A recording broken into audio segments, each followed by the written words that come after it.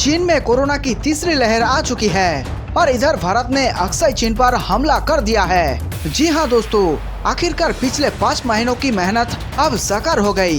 भारतीय सेना पिछले काफी समय से लद्दाख में ये कोशिश कर रही थी कि चीन कहीं और व्यस्त हो जाए और फिर मौके का फायदा उठाया जाए, तो ठीक वैसा ही शुरू हो चुका है। चीन अब अपने ही देश में उलझकर मरने के लिए तैयार हो चुका है और इधर भारतीय सेना ने तेजी दिखाते हुए हमला करने की पूरी तैयारी कर ली है। टैंक, तोप और लड़ाकू विमान की संख्या लगातार लद्दाख सीमा पर भारत की तरफ से बढ़ाए जा रहे हैं। जो चीन भारत के कोरोना हालात देखकर काफी खुश हो रहा था और भारत के दोस्तों को भी भारत के खिलाफ भड़का रहा था, अब हमारा प्यारा भारत कोरोना से लड़ाई धीरे धीरे जीत रहा है। अब उसके ही देश में एक बार फिर से लॉकडाउन लगने शुरू हो चुके हैं, जिसके कारण पूरे चीन में हाहाकार मचा हुआ है। चीन अपने नागरिकों को ही हाउस अरेस्ट कर रहा है, उन्हें घर के अंदर ही बंद करके बाहर से ताला मार दे रहा है और लोहे के दरवाजे में बाहर से वेल्डिंग भी कर दे रहा है, ताकि गलती से भी कोई चीनी बाहर सड़क पर ना निकल पाए। आज चीन के लोगों की हालत काफी बुरे हो चुके हैं। दोस्तों, भारत के आर्मी अध्यक्ष ने एक बड़ा ऐलान करते हुए साफ बता दिया है कि चीन के 20,000 सैनिक और पाकिस्तान के 10,000 सैनिकों की कमर तोड़ने की पूरी प्लानिंग की जा चुकी है। जैसे ही मोदी जी की तरफ से हरी झंडी मिलेगी, उसके बाद ताबड़तोड़ ड्रोन हमले शुरू हो जाएंगे और फिर देखते ही देखते पीओके और अक्साई चीन एक बार फिर से भारत के मुकुट पर आपको देखने लगेगा।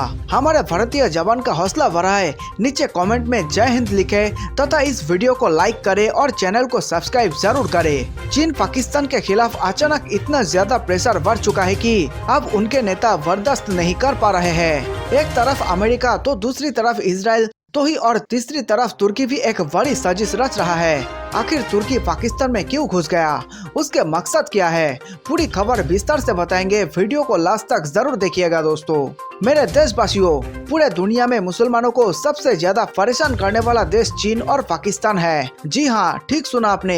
एक तरफ पाकिस्तान मुस्लिम लोगों की रहनुमाई करता है तो वही दूसरी तरफ चीन मुस्लिमों से नफरत करता है। आपको जानकर हैरानी होगी कि आज भी चीन ने 15 लाख मासूम मुस्लिम बच्चों, महिलाओं और बुजुर्गों को कैद करके रखा है और जैसे जैसे उसका दबदबा पाकिस्तान में बढ़ते जा रहा है, वैसे वैसे वे पाकिस्तानी मुसलमानों का भी वही हाल करता जा रहा है।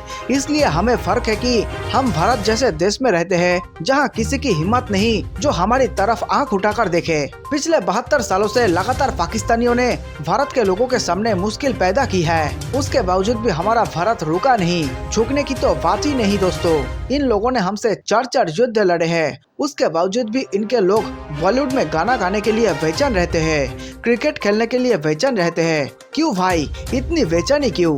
क्या हम भूल जाए अपने शहीदों को? क्या हम उड़ी हमले को भूल जाए? क्या हम 26/11 हमले को भूल जाए? क्या हम 93 बम ब्लास्ट भूल जाए? क्या हम पुलवामा भूल जाए? दोस्तों, क्या हम भूल जाए कि पीओके हमारे सरताज का मुकुट है? क्या हम भूल जाए अपने प्यारे कराची को, जिसे जिन्ना ने हमसे अलग कर दिया था? हमने कुछ भी नहीं भूला है। दोस्तों, जो भारत को बर्बाद करने के सपने देखते हैं, उनकी बर्बादी और कैसे हो रही है पूरी दुनिया देखेगी।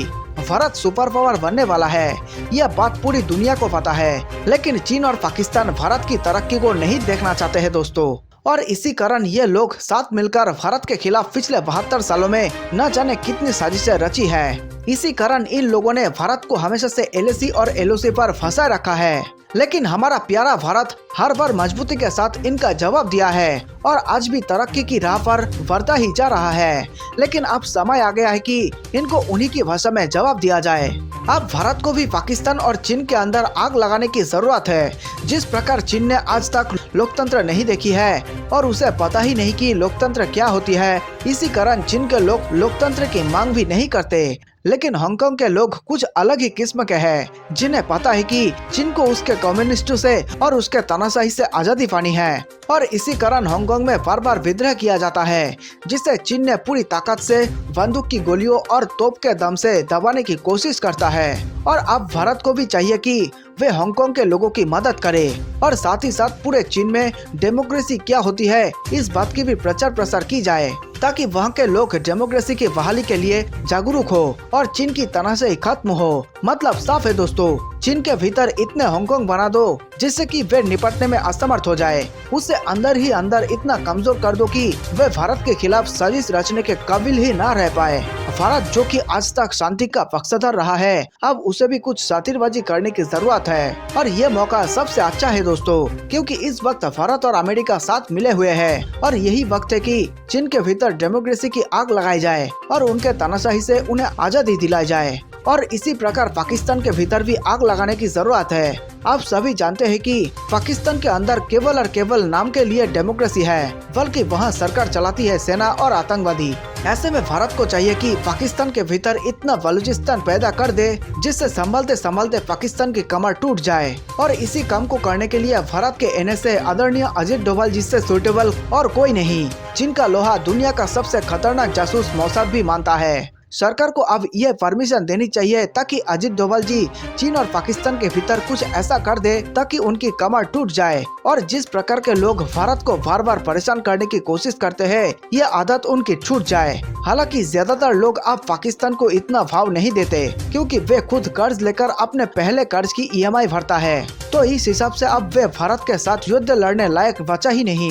बेशक आतंकवाद फैलाना आसान है, इसलिए वे यही काम करता रहता है, लेकिन अब जब से अमेरिका की एंट्री पाकिस्तान के भीतर होने की खबर आई है, उसके बाद से ही भारतीय सैनिकों की हौसले बुलंद है और भारत का नक्शा बदलने वाला है दोस्तों। POK की वापसी के लिए स्वागत की तैयारी करे, इससे अच्छा मौका अब और कभी नहीं मिल सकता। दोस्तों आपको बताते चले कि इजराइल और आतंकी संगठन हमास के बीच युद्ध तो खत्म हो गया, लेकिन फिर से एक बार एक और आतंकी संगठन इजराइल को खुलेआम युद्ध की चेतावनी दे दी है, जिसके बाद इजराइल भड़क गया है। वे फिर से अपने बम और मिसाइलें एक्टिव कर दिया है और खबर आ रही है कि इस बार इजराइल फिलिस्तीन से भी भयंकर हमला करने वाले हैं उन आतंकी संगठनों पर। दोस्तों आप तो जानते ही है कि इजराइल कितने खतरनाक देश है और इसका जीता जागता उदाहरण महज कुछ ही दिनों पहले पूरी दुनिया ने भी देखा था। इतने में फिर से किसका इतना हिम्मत हुआ कि वो इजराइल को चेतावनी दे रहा है। दरअसल दोस्तों ये आतंकी संगठन सीरिया का है। असल में ये आतंकी संगठन इजराइल और हमास के बीच जो युद्ध हुआ उसमें इजराइल के रूप देखकर वे लोग इतने डर गए कि उनको लगा कि इजराइल हमास के बाद उन पर ही हमला ना बोल दे, क्योंकि वे लोग भी तो इजराइल के ही दुश्मन है ना।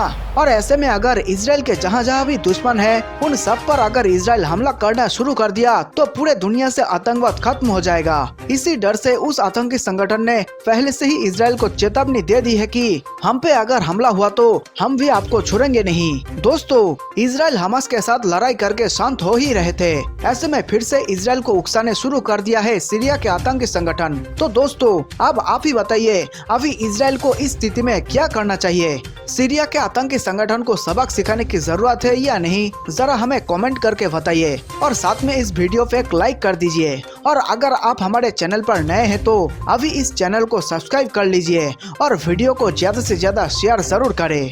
दरअसल दोस्तों फिलिस्तीन के आतंकी संगठन हमास और इजराइल के बीच हुए गाजा संघर्ष विराम को तोड़ने के लिए अब एक और आतंकी संगठन सक्रिय हो गया है। आतंकी संगठन फिलिस्तीनी इस्लामिक जिहाद के सरगना जिहाद अल नखला ने इजराइल को चेतावनी देते हुए कहा है कि हमारे किसी भी कमांडर या सदस्यों को मारा गया तो हम तेल अवीव पर तुरंत बमबारी करना शुरू कर देंगे।